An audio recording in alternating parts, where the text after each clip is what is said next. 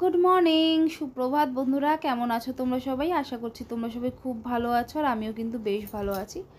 আজ চলো আমার বাড়ির কিছু গাছ তোমাদেরকে দেখাই। আজকের দিনটা খুব স্পেশাল আর একটু দুঃখজনক, কারণ আজ আমাদের মণিমা নিজের বাড়িতে চলে যাবে। মানে আজকে মণিমার বিসর্জন, সেটা তো তোমার টাইটেল থাম্বনেল দেখেই বুঝতে পেরেছো। তো তার জন্য কিছু ভোগ বানাবো।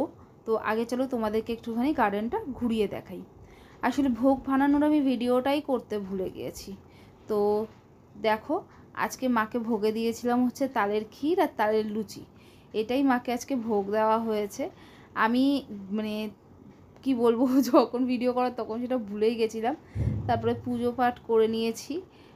মাকে এরপর রেডি করতে হবে।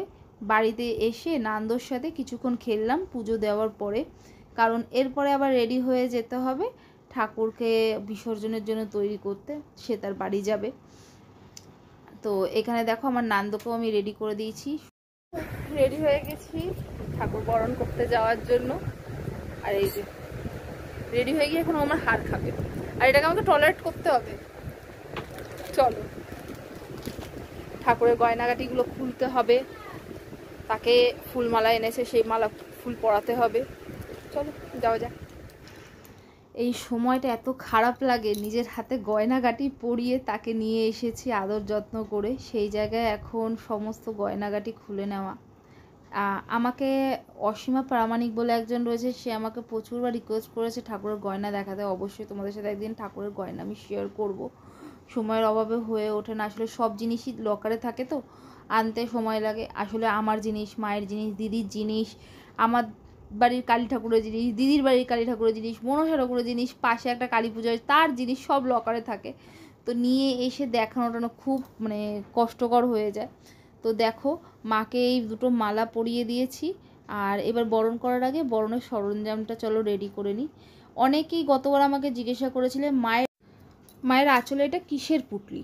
আসলে এইটা হলো একটা রুমালের মধ্যে আমরা পান, সুপারি, আলতা, সিঁদুর, কিছু খাবার যেমন সন্দেশ আর টাকা, কড়ি, এইগুলো দিয়ে দিই। কেন দিই?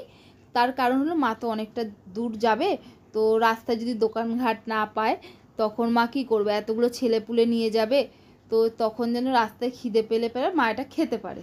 আর টাকা দিয়ে দিয়েছি যাতে সুবিধায় গাড়ি ঘোড়া যদি ওলা উবের বুক করতে লাগে তাহলে মা যেন সেইটা বুক করে চলে যেতে পারে।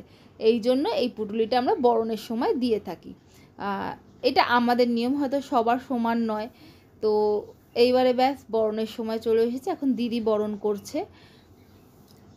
আমাদের ছোটোবেলা থেকেই মানে কেন জানি না ঠাকুর গেলে পরে মনটা খুব ভারাক্রান্ত হয়ে যায়। তার কারণ হলো হচ্ছে গিয়ে আমাদের কাছে না আমাদের ঠাকুরটা ঠাকুর নয়, ঘরেরই একজন মেম্বার, একজন প্রতিনিধি বলা চলে, সেই জন্য আর কি। তো যাই হোক, নিয়ম অনুসারে সে আসে, সে যায়। ইচ্ছে করে না, মায়েরও কি ইচ্ছে করে, আমার মায়েরও কি ইচ্ছে করেছিল যে আমার মেয়েকে আমি ছোটো থেকে বড় করে এখন অন্য কারোর কাছে পাঠিয়ে দিই। এখন দিদি মায়ের কাছে একটুখানি তার নিজের মনের কথা জানিয়ে নিয়েছে, এবার আমিও বরণ করে নিচ্ছি। এই রকম না যে শুধু আমি আর দিদিই বরণ করি, আরও যদি কারোর ইচ্ছে থাকে বরণ করা, সেও বরণ করতে পারে। ওই যে আগেও বলেছি, বারবার বলি, পুজোটা শুধু আমাদের একার না, মা আমার একার না, সকলের। এটাই মায়ের কাছে প্রার্থনা করি যেন মা প্রত্যেকবার এইটুকখানি সামর্থ্য দেয় যেন তাকে নিয়ে এসে একটু দুধ কলা দিয়ে পুজো দিতে পারি। তো এইভাবেই বছরের পর বছর চলে চলেছে। আজ প্রায় 29 বছর হয়ে গেছে পুজোর বয়স। এইভাবেই পুজো করছি। তোমাদেরও আশীর্বাদ ভালোবাসার দরকার, তারও আশীর্বাদ, তারও আসার ইচ্ছেটা দরকার।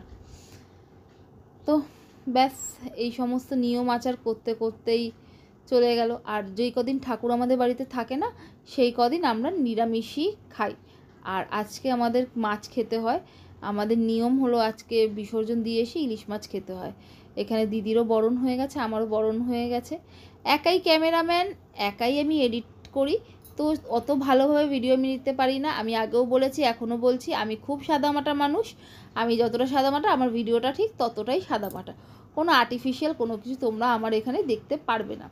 তো এইখানে দেখো, আমার নান্দু ঘুমিয়ে পড়েছিল, ওকে ঘুম থেকে তুলে নিয়ে ওর মনির কোলে বস করিয়েছি। খুব খুশি হয়েছে, আমার ওর ফটো তুলেছে, ভিডিও করতে ভুলে গেছে। যাই হোক, এবার মাকে বিদায় জানানোর পালা। মা বাড়ি থেকে বেরোবে। এখন এই সময়টাতে দাঁড়িয়ে আমার একটাই গান মনে পড়ছে, বিধিরে ও বিধিরে, বিধিরে একুল ভাঙে ও কুল গড়ে, হায় রে বিধি হায়, বাপের বাড়ি ছাইরা কইনা শ্বশুর বাড়ি যায়, হায় ছেলেবেলা পুতুল খেলা মনে পইরা যায়। জানি খুব বাজে গলা, ইগনোর ইট। আর যেটা চালটা ফেললো ওটাকে কনকাঞ্জলি বলে, যেরকম মেয়েরা বাপের বাড়ি ছেড়ে শ্বশুরবাড়িতে যাওয়ার সময় কনকাঞ্জলি দেয়, সেরকমই। কথা বলতে বলতে চলেছি গঙ্গার ঘাটে। এইটা হলো অরি, যে আঙুল দেখালো, আর তার পাশে রয়েছে হচ্ছে নূপুর, এই যে হলুদ ড্রেস পরে, আর ওইটা হলো হচ্ছে গিয়ে সৌরভ পাল।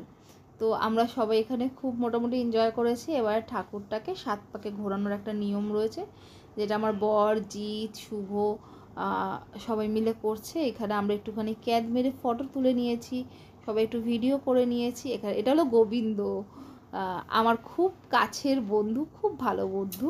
আর এখানে দেখো দুটো বাচ্চা ঘুরঘুর ঘুরঘুর করছিল, দেখো কীরকম মানে সত্যি নিয়মটা। ওরা ঘুরঘুর করছিল, মিষ্টির প্যাকেটটা না আমি মিষ্টি নিয়ে এসেছিলাম, মিষ্টি দিতে হয় বলে দশমী করে, ওটা গাড়িতে ছিল, ঠাকুরের পুটলি থেকেই বার করে আমি ওদেরকে সন্দেশ দিয়েছি। এটাই হয়তো, এর জন্যই হয়তো দেওয়া। যাই হোক, খুব সুন্দর একটা ঘটনা। এইবার সব থেকে দুঃখজনক মানে সময় আমার মাকে যখন তারা জলে ফেলে দেবে, কিছু করার নেই, হয়তো এটাই নিয়ম, যেরকম আমাদেরকেও না চাইতেও মা বাবার কাছ থেকে যেতে হয়, ঠিক সেরকমই একটা খুবই দুঃখের সময় এটা আমাদের কাছে। মানে এরপর থেকে হয়তো আমার দিদির মেয়েটারও খুব কষ্ট হবে, ও বুঝতে শিখবে। চলে যাচ্ছে সে নিজের বাড়ি। যেখানেই থেকো ভালো থেকো, সকলকে সুস্থ রেখো, ভালো রেখো, সকলে যেন ভালো থাকে, সুস্থ থাকে। আবার সামনের বছর এসো মা, তোমার অপেক্ষায় রইলাম। সামনের বছর অবধি সকলে একটা বছর যেন ভালোভাবে কাটে, সবাই যেন সব দুঃখ কষ্ট থেকে উতরে যেতে পারে। সকলকে যেরকম দুঃখ কষ্ট দেবে, সেটা যেরকম সবার শক্তিও দিও মা। আসছে বছর আবার হবে। জয় মা মনসা। মাকে বিসর্জন দিয়ে পরে গঙ্গার ঘাটটা কেমন নিস্তব্ধ হয়ে রয়েছে। এবার ঘট ডোবানোর পালা। মায়ের যে ঘটের দ্বারা মাকে আমন্ত্রণ জানানো হয় সেখানে। এখানে আমার বর আর আমার দিদি নেমেছে, তারা ঘট বিসর্জন দিচ্ছে। মোটামুটি কেউই যেহেতু সাঁতারে পারদর্শী নয়, আর মা গঙ্গা তো খুবই জাগ্রত, তাই সামনের থেকেই একটু ডুব দিয়ে জল ঠল তুলে নিয়ে আসা হয়েছে। আমার বর তারপরও দেখো জল ছিটিয়ে যাচ্ছে, কারণ যে ডাবটা দেওয়া হয় সেগুলো কাছাকাছি থাকে বলে। এইবারে এই ঘটের জলটা নিয়ে আমরা বাড়ি যাবো। আর এখানে আমাদের মিষ্টি দেওয়া পর্ব শেষ হয়ে গেছে, এবার বাড়ি এসেছে। আমাদের এই আরেকটা নিয়ম আছে জানো তো, বাড়িতে ভাসান থেকে আসার পরে আমার মা সকলের মাথায় ধান দুব্বো দেয়। যেই কজন আমরা যাই ভাসানে প্রত্যেককে দেয়, প্রত্যেককে। আর আমাদের এখানে ধান দুব্বো দেওয়া কমপ্লিট হয়ে গেছে।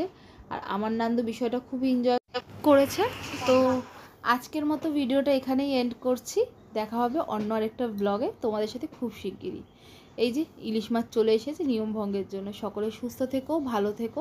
আজকের ব্লগটা কেমন লাগলো অবশ্যই